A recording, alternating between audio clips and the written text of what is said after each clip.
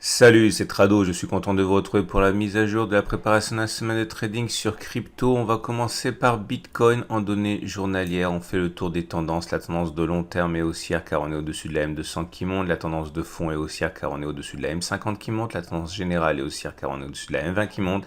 Seule la tendance de court terme est un peu abîmée puisqu'elle devient descendante malgré le fait qu'on soit au-dessus. On va dire qu'elle est plutôt neutre.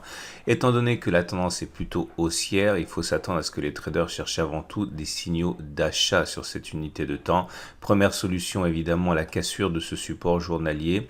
Beaucoup de traders tenteront un trade à ce niveau en mettant sans doute un stop loss en cas de retour en dessous du support journalier. Autre solution, attendre un retour sur le support journalier des 45 271, 43 062, voire 43 187, 41 950. Là aussi, beaucoup de traders initieront ce trade si les cours vont jusqu'à là, ce qui n'est pas acquis en mettant un stop loss en dessous de ces zones et en visant sans doute un retour sera sur le support journalier enfin c'est pas un support pardon, sur la résistance journalière des 61 100, 61 700. Solution intermédiaire, attendre un retour sur le support intermédiaire justement des 50 618, 52 687. Il faut faire attention parce que cette zone est plus fragile que le support en dessous qui est un véritable support journalier. Là aussi le stop loss devrait normalement se mettre en dessous de la zone de support. Il faut également comprendre qu'il est possible d'envisager des trades baissiers. Ils seront forcément plus risqués puisque la tendance est haussière, mais ceux qui sont intéressés justement par une prise de position baissière attendent un nouvel échec sur la résistance journalière des 61 100, 61 700 pour rentrer en position. Petit détour rapide du côté des bougies Aiki-Nashi pour voir les forces en présence et on voit que ces bougies qui sont actuellement dessinées ne sont ni haussières ni baissières, sont des bougies d'hésitation. Pour qu'elles fussent haussières, il aurait fallu que on ait des bougies comme ça longues avec des longs corps verts, des mèches hautes réduites et pas de mèches basses. C'est pas le cas de ces bougies avec des mèches hautes et des mèches basses. Bref, c'est une tendance qui est actuellement qui se cherche sur Bitcoin en données journalières. Et on passe à Bitcoin Cash qui est dans une situation un petit peu plus compliquée, on va dire. On a toujours une tendance de fond qui est haussière avec la M200 qui monte, mais les tendances de court terme, la tendance générale et la tendance de fond ne sont pas clairement établies. On le voit au fait que ces 3 mois immobiles s'entrelacent. Difficile dans cette situation de privilégier un sens d'intervention. Ce qui semble acquis par contre, c'est qu'au-delà de l'absence de tendance claire, un retour sur le support journalier des 347, 380 devrait normalement être mis à profit par les traders pour chercher des signaux haussiers et acheter en mettant bien sûr un stop loss en cas de clôture en dessous du support avec une petite distance de sécurité quand même. Autre solution, mais ce n'est évidemment pas pour cette semaine, à mon avis, le passage en force de la résistance journalière pourrait être mis à profit par les traders qui ont un biais haussier. Et par contre, il y a des résistances et des supports intermédiaires un petit peu plus difficiles à exploiter parce un peu plus ténus, hein, dont la qualité est moins bonne. Ce sont des résistances intermédiaires, je l'ai dit, mais un passage au-dessus de la résistance intermédiaire des 610, 588 pardon, devrait éventuellement fédérer les acheteurs. Ils mettront un stop loss en dessous de la résistance intermédiaire en espérant que la résistance cassée devienne support. Autre solution, beaucoup sans doute tenteront un achat si on revient sur le support intermédiaire des 431, 463 avec un stop loss en cas de passage en dessous du support intermédiaire.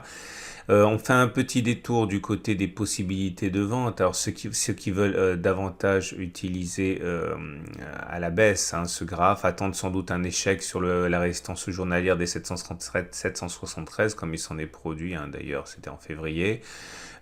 Également, un échec sur la résistance intermédiaire des 610, 598 pourrait être mis à profit par les spéculateurs à la baisse, comme un passage en dessous du support intermédiaire 431, 463. Des stop loss seront mis sans doute au-dessus de ces zones. Ainsi, une fois que l'on passait en dessous, on repassait au-dessus. Et pour terminer, l'Aiki-Nashi, et vous allez voir, hein, c'est vraiment l'indécision totale. Les bougies auxquelles on assiste sont des bougies d'indécision, justement, avec des mèches hautes, des mèches basses, des petits corps. Bref, pas de conviction, ce qui va de pair avec l'absence de tendance sur ces unités.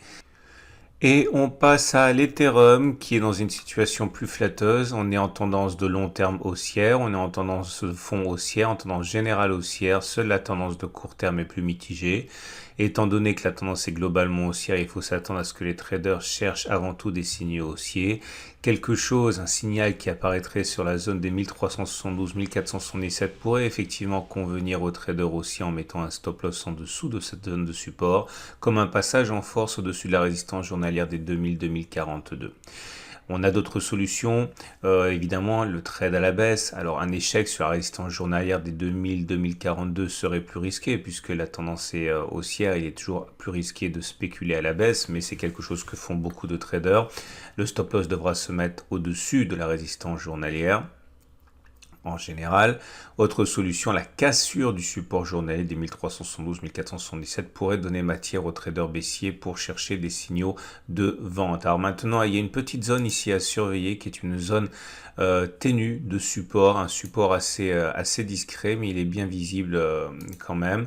C'est une zone qui est comprise entre 1713 et 1755 environ. La forme s'apparente à une épaule tête épaule en construction potentielle. En cas de cassure de cette zone, certains traders sans doute s'engouffreront dans la brèche pour spéculer à la baisse en mettant un stop loss sans doute au-dessus du support devenu résistance pour le cas le plus classique. On regarde les bougies Aiki Nashi et vous n'allez pas être surpris par la physionomie et des bougies qui sont des bougies d'indécision là encore avec des mèches hautes et des mèches basses, donc pas de conviction pour l'instant, même si encore une fois au regard des mois immobiles la tendance est plutôt haussière que baissière.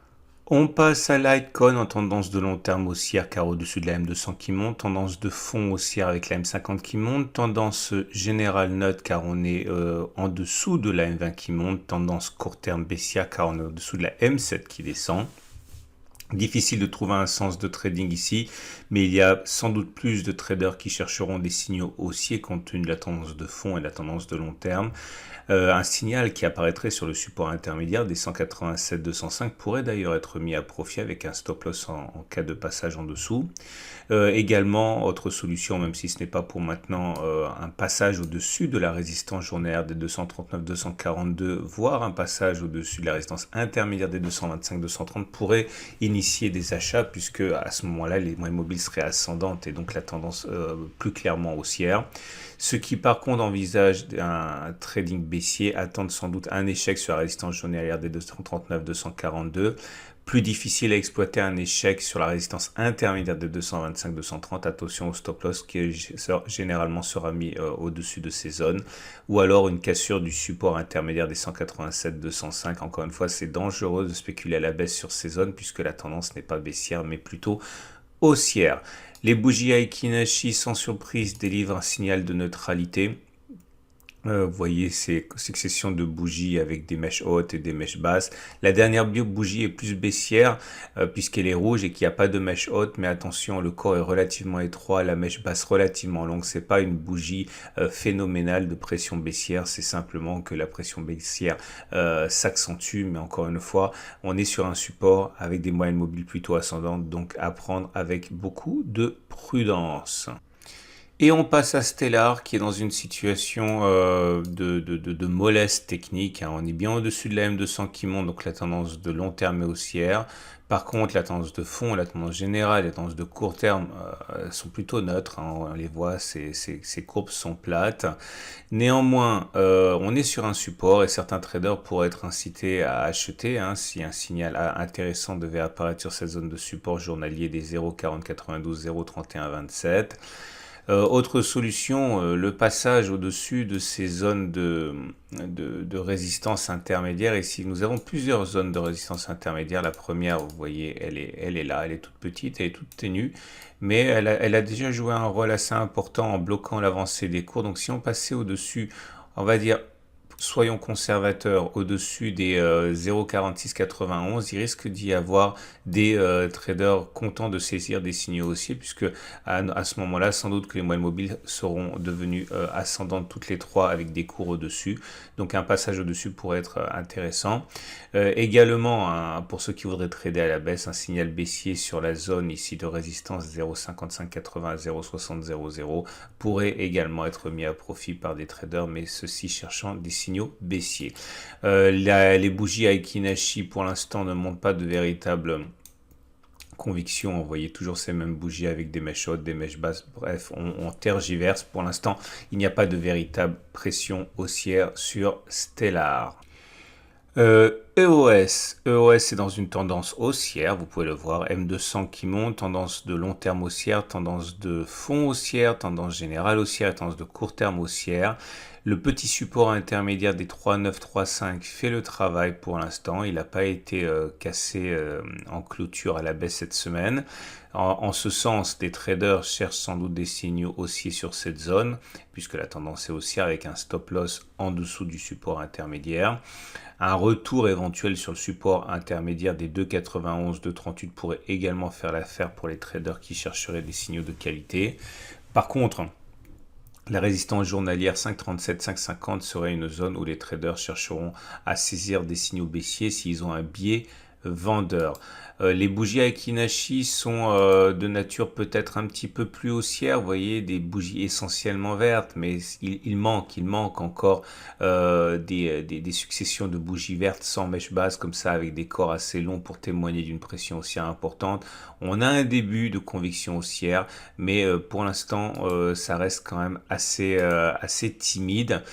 À noter que si on devait passer au-dessus de cette zone des 4,49, il est possible que des traders cherchent justement à rentrer à la hausse sur EOS, puisque la tendance serait d'autant plus haussière et que l'on casserait cette petite résistance intermédiaire.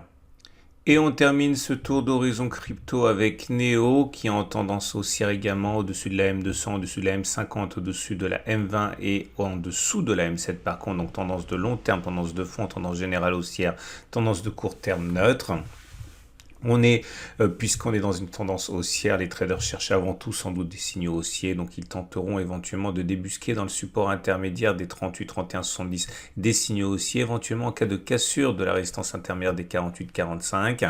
Attention, ce sont des supports et des résistances qui ont moins d'importance que les résistances et supports journalières, c'est plutôt en intraday qu'on voit leur existence. En tout cas, ceux qui achèteront mettront sans doute un stop loss en cas de retour en dessous des supports mentionnés.